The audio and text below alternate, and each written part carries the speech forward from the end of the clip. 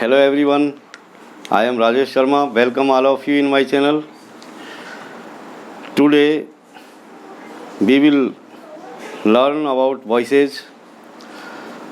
जैसा कि मेरे लास्ट वीडियो में मैंने एक नया चैप्टर वॉइस चालू किया है और उसी चैप्टर को इस वीडियो में भी हम आगे बढ़ाएंगे और देखेंगे डिफरेंट यूज सेंटेंसों के। तो उसी चीज़ को आगे बढ़ाते हुए आप मेरे साथ बने रहिए। और जिन दर्शकों ने अभी तक मेरा चैनल सब्सक्राइब नहीं किया है, please subscribe my channel and like my videos and share my videos. Let's begin. Voice, जैसा कि लास्ट वीडियो में मैंने आपको बताया कि वॉइस यानी वाच, इसको हम दो तरीके से यानी किसी भी चीज़ को हम दो तरीके से कह सकते हैं। एक तरीका ये है कि जिस सेंटेंस के अंदर सब्जेक्ट कर्ता जो होता है, जो डूअर जो होता है, वो प्रभावी होता है। एक अलग वे ऑफ सेइंग है, उसके अंदर डूअर निष्क्रिय रहता है, पैसिव रहता है। इसको एक बार और समझने के लिए we take an example.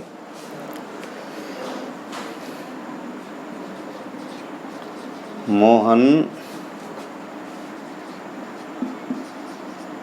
Rights a letter. एक और सेंटेंस लीजिए,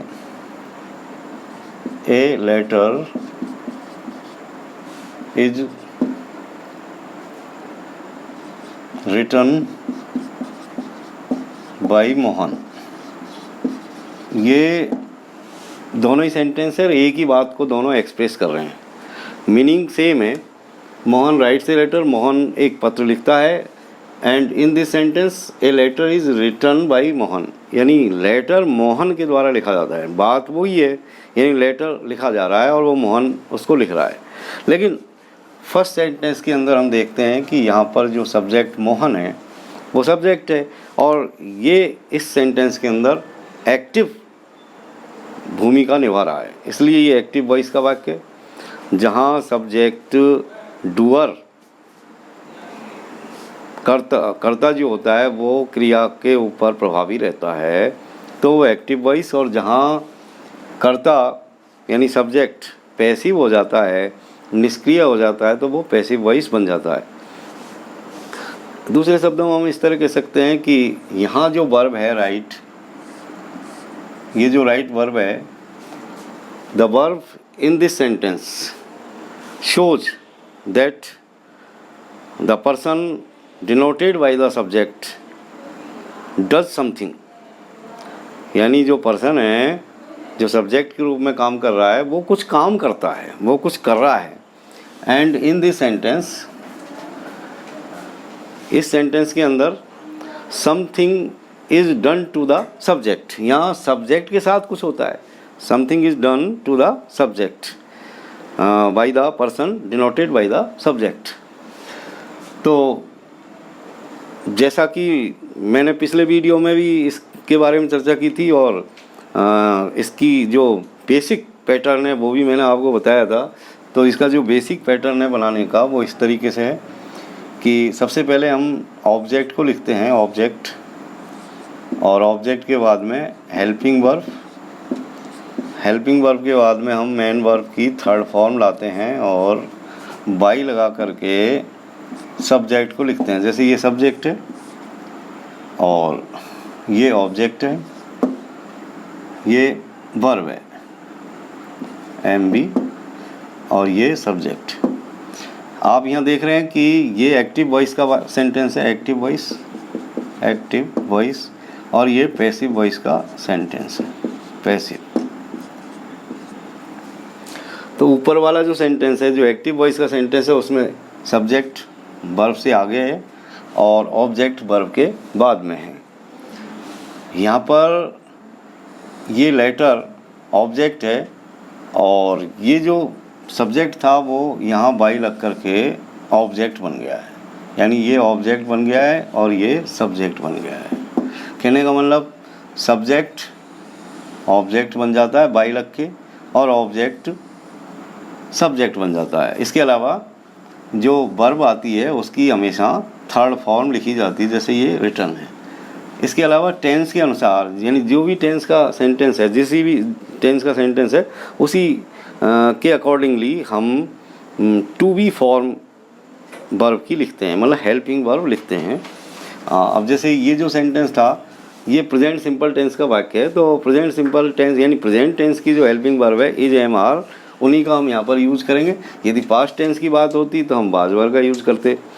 तो इस तरह यहाँ पर ये प्रेजेंट टेंस था तो हमने यहाँ इज हेल्पिंग वर्ब और ले करके दी। तो हमने कुछ और सेंटेंस भी सीखे थे पिछले वीडियो में कि यदि किसी सेंटेंस के अंदर हैज़, हैव या हैड आता है, यानी हैज़, हैव या हैड आता है, हैज़, हैव या हैड, तो जब हम इसका पैसिव बनाते हैं तो उसके साथ में बीन और जोड़ देते हैं, बीन। और यदि एक्टिव वॉइस के अंदर कहीं कोई मॉडल आता है, मॉडल, तो मॉडल के साथ हम पैसिव जब बनाते हैं तो बी और लगा दिया जाता है। यदि एक्टिव वॉइस के अंदर यदि मेन वर्ब में आईएनजी आ रही है, मेन वर्ब में आईएनजी आ रही है, तो हम उसको जो है पैसिव में जब ले जाते हैं तो मेन वर्ब की थर्ड फॉर्म के बाद में, मेन वर्ब में यदि आईएनजी आ रही है तो इस आईएनजी को हटाने के लिए पहले बीइंग लिखते हैं, बीइंग, और उसके बाद में मेन वर्ब की थर्ड फॉर्म लगाते हैं। अब हम कुछ और तरह के सेंटेंसेस देखेंगे। कुछ सेंटेंसेस ऐसे होते हैं जिनके अंदर जो सब्जेक्ट होता है वो उसका कोई महत्व नहीं होता, अनइम्पॉर्टेंट होते हैं। तो इस तरह के जो सेंटेंस होते हैं उनमें हम जब पैसिव कंस्ट्रक्शन में लाते हैं उनको, तो उनका जो सब्जेक्ट होता है उसे हम ओमिट करते हैं। कहने का मतलब उसको हम लिखते नहीं हैं, क्योंकि वो अनइम्पॉर्टेंट है, उसकी कहीं कोई ज़रूरत नहीं होती। तो वो भी आप देखिए, अनइम्पॉर्टेंट सब्जेक्ट,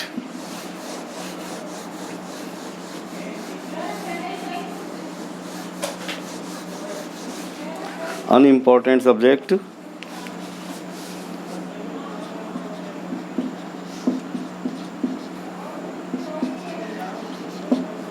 अनइम्पॉर्टेंट सब्जेक्ट,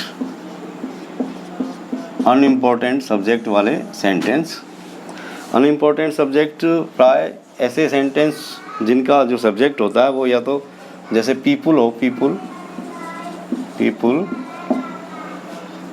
या जैसे समवन, जिसकी कोई पहचान नहीं हो, जो अनसर्टेन हो, जिसको हम जानते नहीं हैं, that is unknown to us.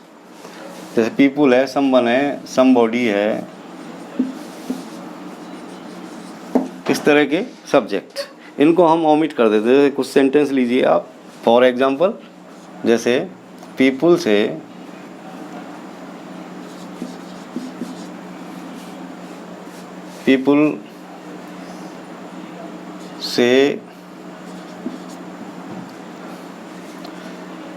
that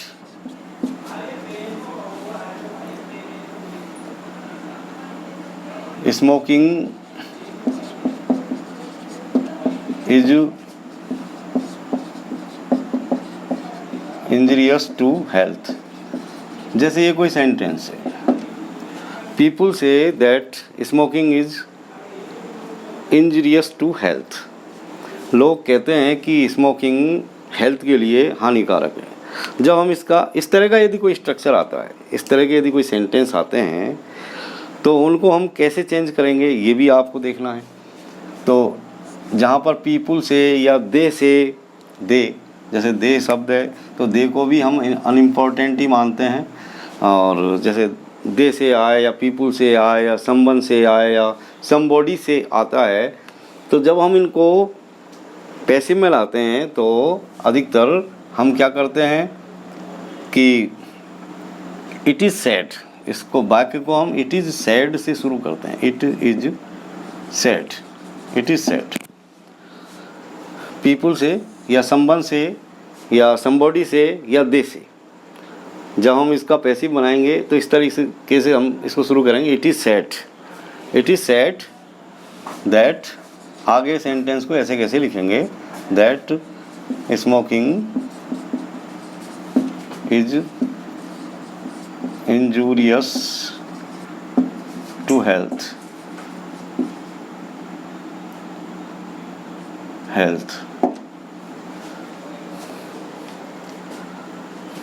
इसी तरह और सेंटेंस देखिए, जैसे ये कोई सेंटेंस है,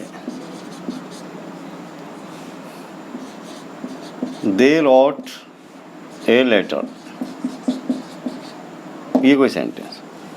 जब हम इसका पैसिव बनाएंगे तो इस तरीके से हम इसको कन्वर्ट करेंगे, जैसे ये सब्जेक्ट है, ये आपका वर्ब है और ये ऑब्जेक्ट है। तो ऑब्जेक्ट को पहले लाएंगे, ए लेटर,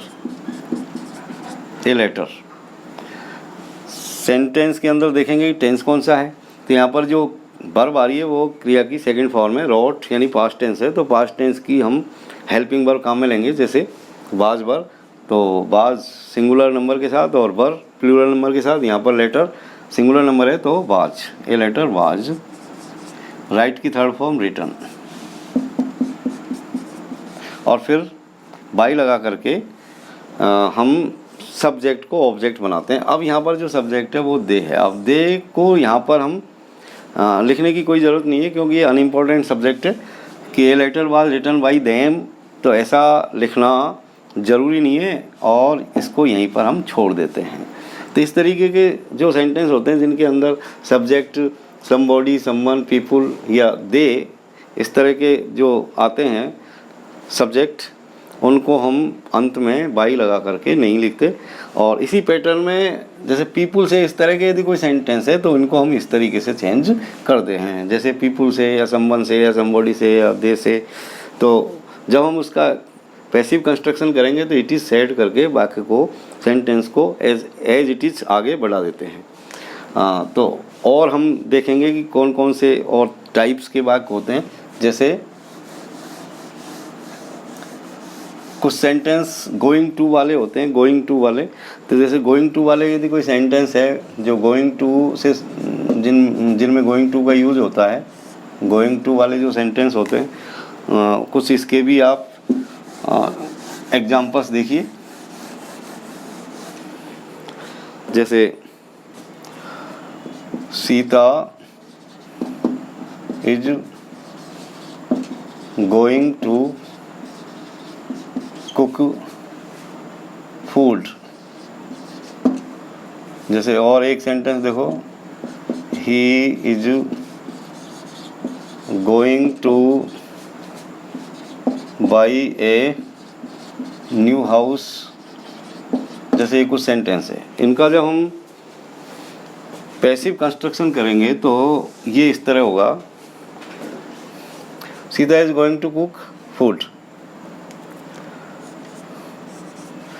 तरीका वही है कि आपको ऑब्जेक्ट को सब्जेक्ट बनाना है, टू बी क्रिया काम में लेनी है और जहाँ भी मेन वर्ब आती है उसकी थर्ड फॉर्म लिखनी है और बाई लगा करके सब्जेक्ट को ऑब्जेक्ट बनाना है।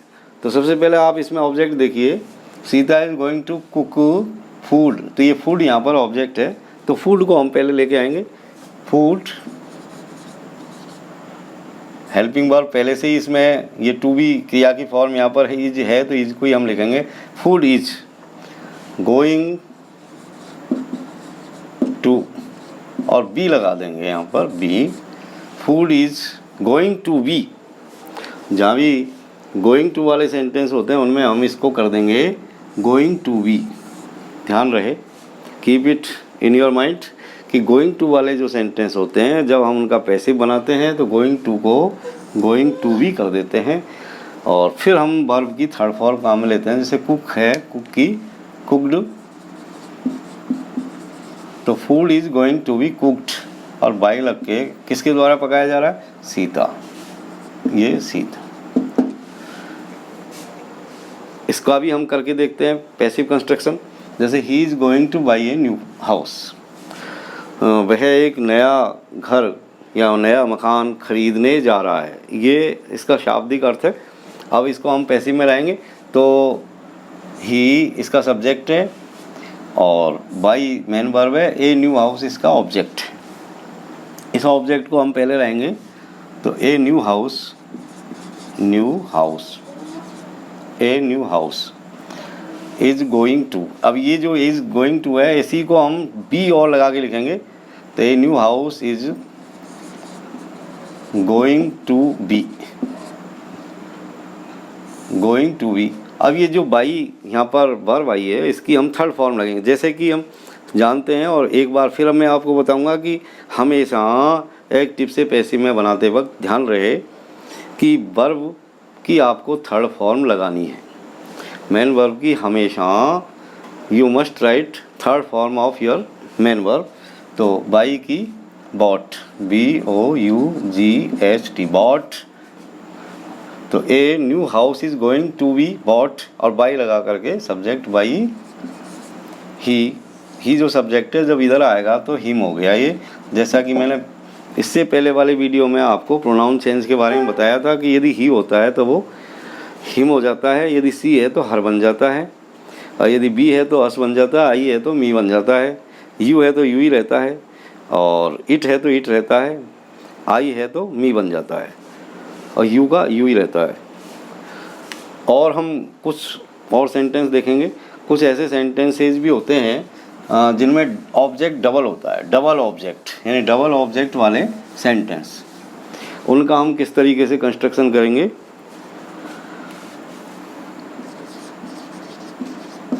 डबल ऑब्जेक्ट, कुछ ऐसे सेंटेंस होते हैं जिनमें ऑब्जेक्ट डबल होता है। जैसे कुछ एग्जांपल्स देखिए आप।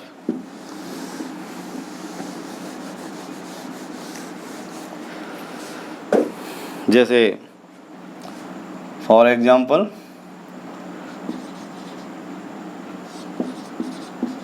Rajesh ji teaches us English grammar. जैसे कि ये कोई सेंटेंस है कि Rajesh ji teaches us English grammar, यानी राजेश जी हमको अंग्रेजी की ग्रामर पढ़ाते हैं।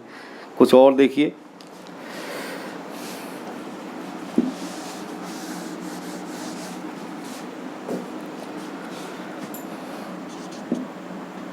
ही, सी ले लेते हैं, सी गेव मी ए रिंग। जैसे ये सेंटेंस।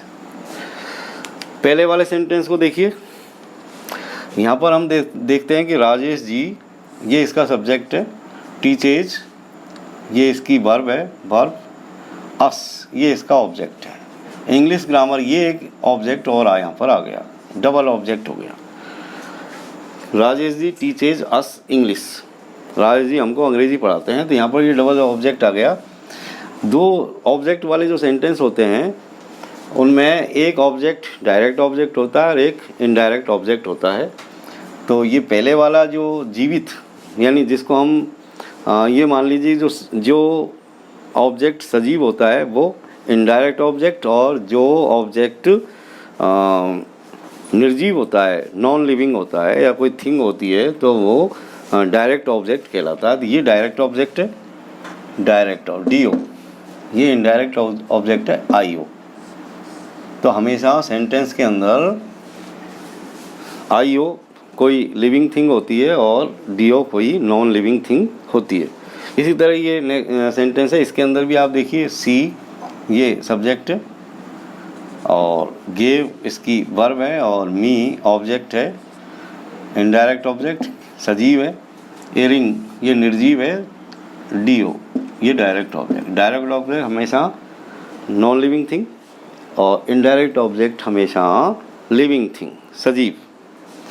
इस तरह के जो सेंटेंस होते हैं उनको हम कैसे बनाएंगे, यानी हम दोनों ही ऑब्जेक्ट के द्वारा इनको बना सकते हैं, यानी डायरेक्ट ऑब्जेक्ट से भी और इनडायरेक्ट ऑब्जेक्ट से भी, यानी दोनों ही ऑब्जेक्ट से इनको बना सकते हैं। जैसे ये सेंटेंस है, इसको लीजिए आप, जैसे सी गेव मी ए रिंग। अब जैसे हम इनडायरेक्ट ऑब्जेक्ट से इसको बनाएं, मान लीजिए, तो मी को जब हम यहाँ लाएंगे, यानी ऑब्जेक्ट को जो सब्जेक्ट बनाएंगे, तो ये जो मी है वो आई बन जाएगा, क्यों आई का मी और मी का आई, ये आपस में ये जो प्रोनाउंस होते हैं वो इंटरचेंजेबल होते हैं। तो मी का यहाँ पर आई हो गया, आई आई। अब आप देखिए बेसिक जो इसका रूल है वो आपके दिमाग में रहना चाहिए कि भाई सबसे पहले आपको लिखना है सब्जेक्ट।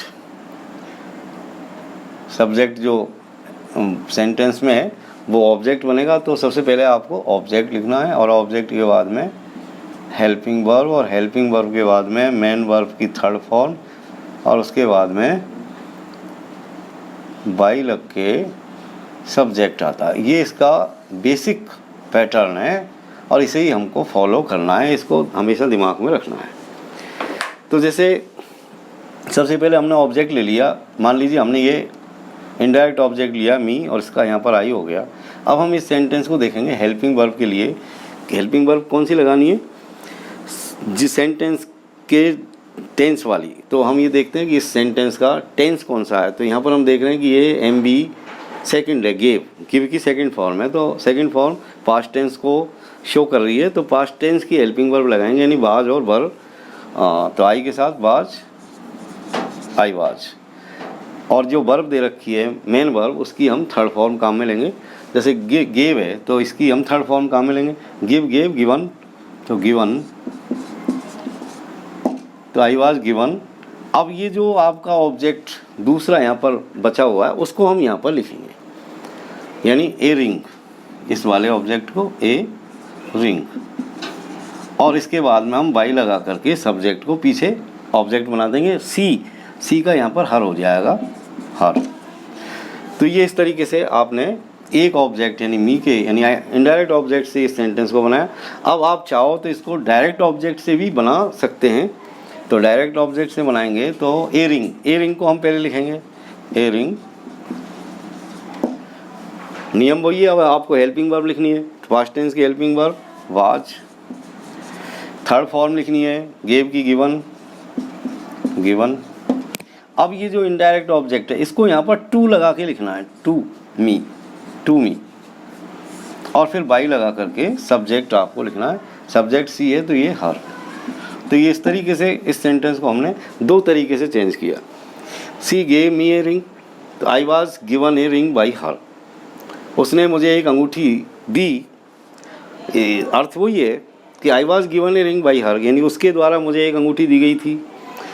इसको जब हम देखते हैं इस सेंटेंस को, a ring was given to me by her, कि उसके द्वारा मुझे एक अंगूठी दी गई थी।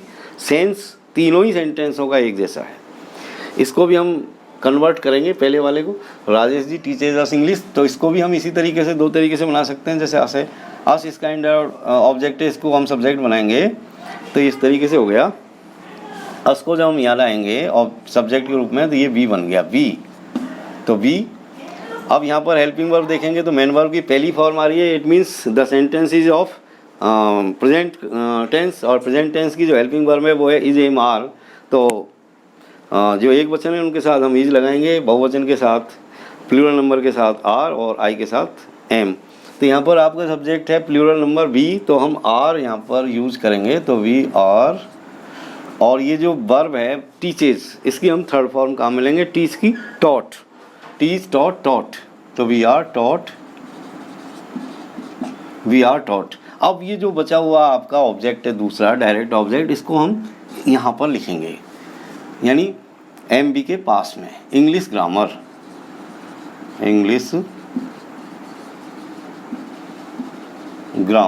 और फिर बाई लगा करके सब्जेक्ट को यहाँ लाएंगे ऑब्जेक्ट बनाते हुए, राजेश जी, तो ये राजेश जी।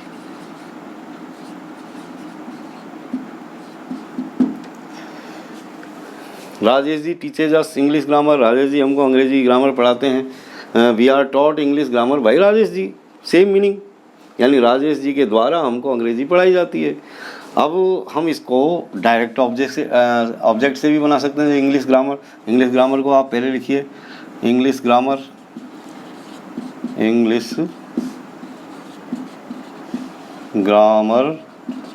और उसके तुरंत बाद नियम वही है, यानी आपने ऑब्जेक्ट लिख दिया, अब हेल्पिंग वर्ब लिखिए। हेल्पिंग वर्ब टेंस के अनुसार टेंस कौन सा है? प्रेजेंट, तो प्रेजेंट की इज या इज, एम और आर। इंग्लिश ग्रामर यहाँ पर जो है एक वचन है, सिंगुलर नंबर है तो इज, ये क्रिया बदल गई, ये सब्जेक्ट के अनुसार काम करेगी। वर्ब, सब्जेक्ट यदि बहुवचन है तो बहुवचन की वर्ब लगेगी, सब्जेक्ट यदि एक वचन है तो एक वचन की वर्ब काम में लेंगे। इंग्लिश ग्रामर इज, और फिर क्रिया की थर्ड फॉर्म लगाएं। क्रिया की थर्ड फॉर्म क्या है? टीच की टॉट, तो टॉट। तो इंग्लिश ग्रामर इज टॉट। अब आप इस इनडायरेक्ट ऑब्जेक्ट को यहाँ पर लिखेंगे टू लगा करके, टू अस बाई, और बाई लगा करके आप अपना सब्जेक्ट लिखेंगे। ऑब्जेक्ट बनाते हुए राजेश जी, तो ये राजेश जी, राजेश जी, यानी English grammar is taught to us by Rajesh ji, यानी अंग्रेजी की ग्रामर हमको राजेश जी के द्वारा पढ़ाई जाती है। कुछ और भी टाइप्स हैं, जैसे कुछ इस तरह के सेंटेंस आते हैं जैसे जिसके अंदर ऑब्जेक्ट कॉम्प्लीमेंट होते हैं और वो दिखते ऐसे हैं जैसे कहीं डबल ऑब्जेक्ट हो, जबकि वो डबल ऑब्जेक्ट नहीं होता। तो वो भी आप उदाहरण देखिए।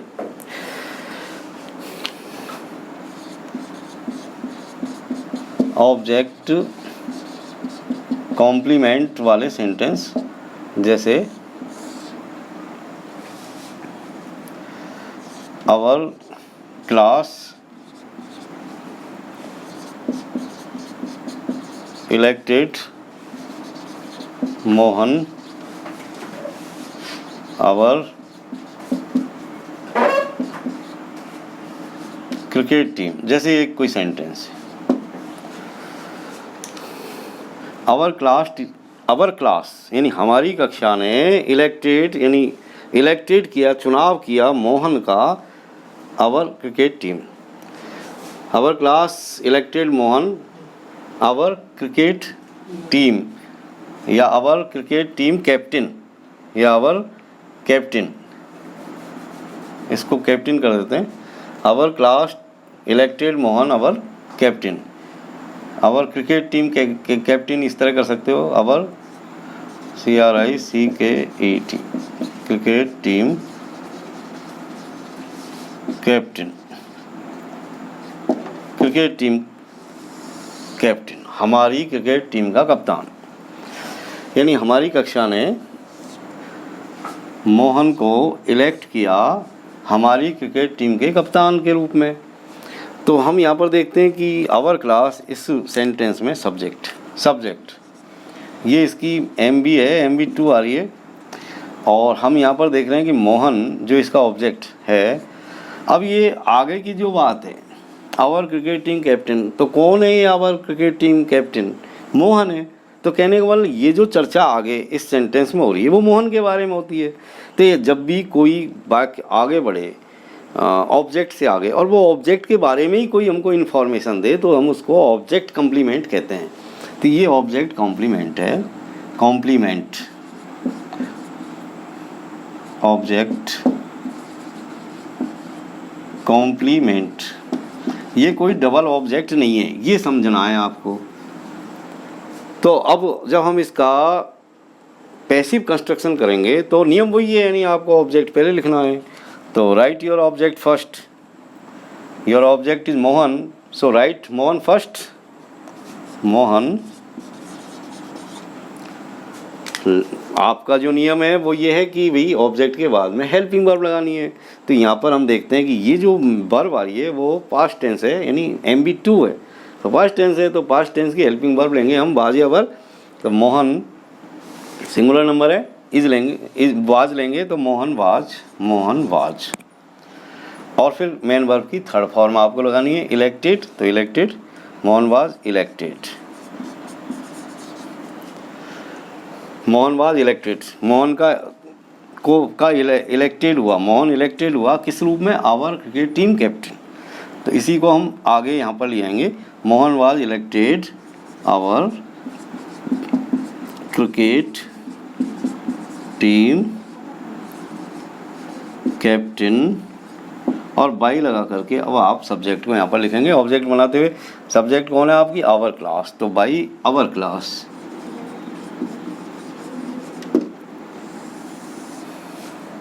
Mohan was elected our cricket team captain by our class, यानी हमारी कक्षा के द्वारा मोहन का हमारी क्रिकेट टीम के कप्तान के रूप में चुनाव किया गया था।